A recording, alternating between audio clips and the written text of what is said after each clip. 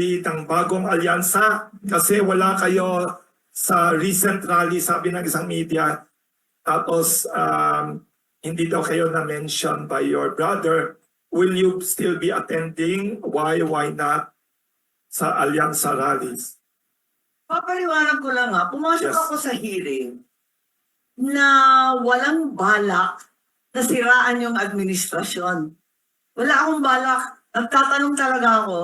Honestly, I was investigating as senators are obliged to do the intricacies of international law and our relationship to ICC, to Interpol, and so on. Wala talaga akong balak na sirain yung administrasyon ng kapatid ko. Talagang tinitiis ko sa mahabang panahon. Hinayaan ko sila. Unang-una, nagintay kami halos kalahating oras. Late po, dumating yung iba. Yes. Hinayaan ko. Pagkatapos no, nagsisigawan na, nagtataasan na ng boses, sinasapawan na yung iba. Hinayaan ko pa rin. Nagagalit na yung committee secretary ko Yung secretariat namin sabi, "Ma'am, hindi pwede yan. Bakit very unruly na?" Tapos, nung bandang uli, sila na nagtatanong. Hindi na ako. Sabi niya, "Ma'am, bawal yan." Naglabas na nga ng gable. Pukpukin na ninyo yan. "Ma'am, hindi pwedeng ganyan." Sabi ko, "Hindi naman, hayaan mo na. Baka sakaling may sasabihin, ay matuklasan natin, makatulong pa rin yan. Hayaan natin." Wala talaga akong balak manira o maging one-sided o pilitin. Nakita naman ninyo, sa katutak yung gobyerno. Mag-isa lang ako, ilaban yung testigo na humarap para sa kabila.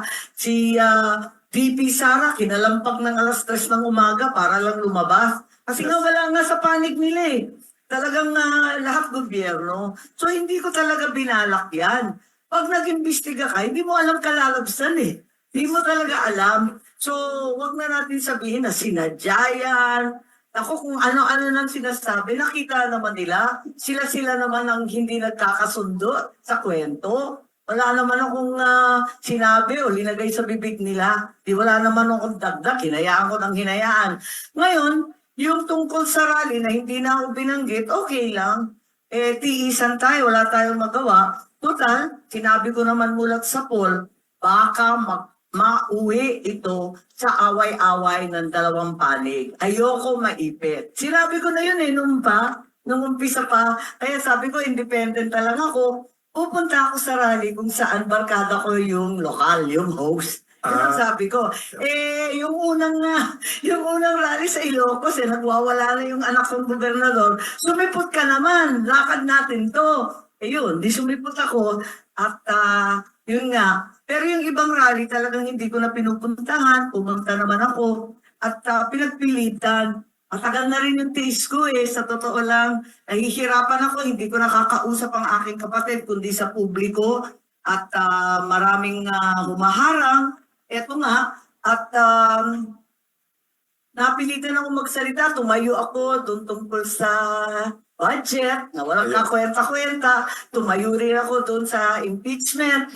Tapos yung last year, sa totoo lang, hindi ako mahilig sa iba't ibang mga investigasyon Tapos yung AKAP, wala. Napilitan ako magsalita. Nag-imbestiga rin ako doon sa, kung maalala niyo yung People's Initiative. Yes. Yung mga peking signature, yung mga peking pinapirma na sinuhulan pala. Ayun, napilitan ako kasi wala nang tumatayo. At para sa akin, ilang dagok na sa ating demokrasya mga pangyayari. Hindi na natin pwedeng palampasin.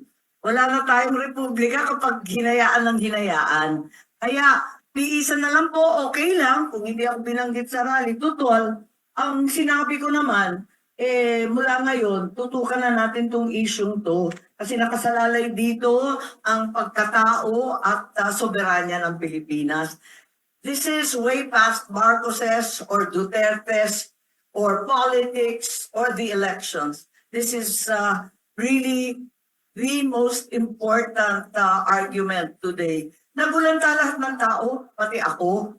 At hindi lamang dahil ang nakita natin parang tatay o lolo pa na napakahina na at matanda, kinakaladkad, dinaladyan sa kung saan, alayo-layo.